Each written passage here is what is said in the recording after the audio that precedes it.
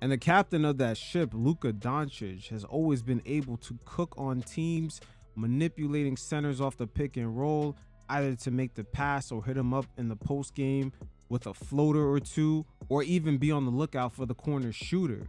But in game 1 of this series, the Celtics were able to take away all 3. And it's a few things that kind of led up to this. As you could pay attention right here, you're going to see Lively guarded by Jaylen Brown. Now, Tatum from time to time did stick to Gafford and Lively, and this is to prevent that pick and roll lob threat. But also Luka was able to stick to a one-on-one defender right here. This is another way the Celtics avoided it. But in this play right here, we're going to see the KP dynamic, where he slowly take away Luka's ability to toss an alley to Derrick Jones Jr. or let him get into his floater game. See right here, Luka hits him with the shot pass, but Jones Jr. is not going to be able to finish on KP. Now Luka coming off the pick, we're going to see Jaylen Brown try to recover. Meanwhile, KP, little drop back coverage, you're going to try to get in his way, while at the same time kind of give him enough space to either try to draw up a little floater game, or KP can jump back and try to block him. But if you notice, there's never initially going to be a double team to kind of stunt in and fully leave guys like PJ in the corner for an open 3. If you notice, KP gives him enough room to try to make a decision right here. Green is wide open. The Celtics are comfortable with that, but they're not trying to give up these slots right here. And also White right here has the ability to recover if needed be, but they're not necessarily worried about Green. As you see, they leave him open for a little hook that he does not convert on. But once again, pay attention to White right here, as once he stunts in to Green, he kind of quickly recovers to PJ. They do not want to give this up at all. Look at White. See? It was kind of a fake stunt the whole time. But him recovering back to PJ was always going to be the game plan. Now, this is going to be a reoccurring theme with the Celtics not trying to give up the corner 3 and the lob pass to Lively.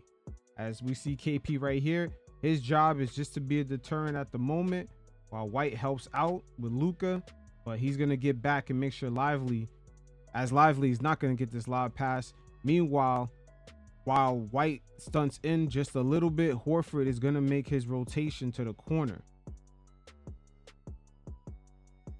See, look at Horford, stunts into the corner to Derrick Jones Jr. Tatum stays on PJ. Now later on, we'll see when PJ is up here, how they guard the Mavs. It's going to be very, very different. But they really care about the corner shooters and this lob pass right here. Few possessions later, very early on, PJ tries to run a pin down on Jaylen Brown, but now we're going to see the looks look a lot different for PJ, as he's no longer in the corner. We got Green in the corner, which the Celtics look a bit more comfortable leaving him there. But PJ in the last series from the corner was killing the Minnesota Timberwolves from 3. But outside of those corner 3s for PJ, he's starting to look like how he did when he first joined the Mavs after the trade. So right here, we're seeing the Celtics take away Luka's ability to be that playmaker, as they're comfortable leaving Keebler wide open as long as he's not on the corner. But Luka stays patient right here enough to make this pass.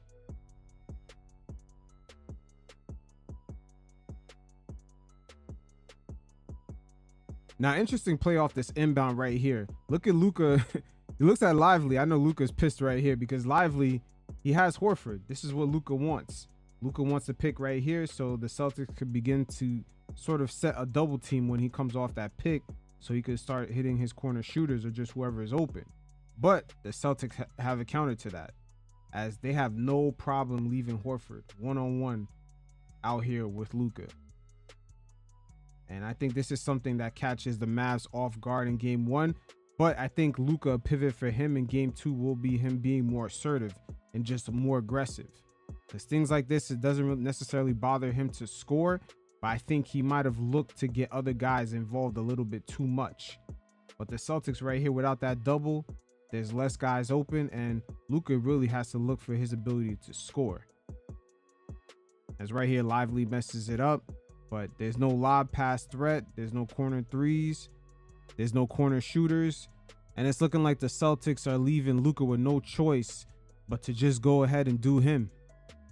So Luka coming off this pick right here, this is something that the T-Wolves right here was not comfortable with.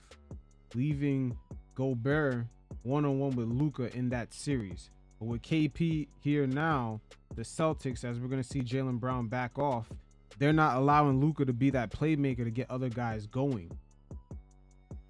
But Luka can make it happen on his own. And he's going to have to be that aggressive in game 2 of this series. Because him making shots off that aggression is going to open things up for the other guys. Because at some point, if he's that hot, the Celtics are going to have to double team. But right now, very early on, they're going to sacrifice that to block his ability to play make for others. This right here in game 2 is where Luka's really going to make his adjustments right here. Take a look at KP. He's pointing because he is not going to follow Lively to get backdoored for alley-oop. But right here, Pritchard does a great job of preventing Luka from making this turn. Great job by Pritchard, and White knocks the ball away. But mainly, once again, pay attention to KP as he's pointing. He is not going to follow Lively. And he did this throughout this game. And right here is where the Dallas Mavericks are going to have to make their adjustments and possibly swap out Lively for Keebler, because he can make shots. He can shoot threes. They're going to have to stretch this floor even further because the Celtics have Tatum off rip, either guarding Gafford or PJ in the corner, or even sometimes Lively. So just as they set up their offense, they got Tatum almost serving as one of the low men. And they're going to have Horford and KP not necessarily trying to fall for the high ball screens so Gafford and Lively can go up top and get these alley-oop passes. But overall, the Celtics strike first in game 1. Jaylen Brown serving as the man that had the most impact both on the defensive and offensive sides. And the return of Kristaps Porzingis served almost as a glitch in the matrix. With him coming off the bench, the Mavs really had no answer for his inside scoring, his three-point shooting, especially being the last man trailing, and really his inside presence defensively for the Celtics. He was causing a lot of issues for guys getting to the rack, such as Derek Lively, Gafford, and Derek Jones Jr. But certain nuances that did play out in game 1 will come to the fold in game 2, particularly the third quarter run that the Dallas Mavericks had, in which Luka was way more aggressive offensively, and also that drought that the Celtics had. What exactly is going to happen when some of these shots dry up? Will he be that superstar that the Celtics fan base hope the rest of the league can recognize as a top 5 player? But until next time, you fellas stay safe. Peace.